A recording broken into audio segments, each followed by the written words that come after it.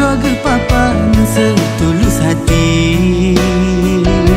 Tapi menyoal gasih seharus dibacut benar kepahami. Cinta dua insan tak lagi pandang penuh bermateri.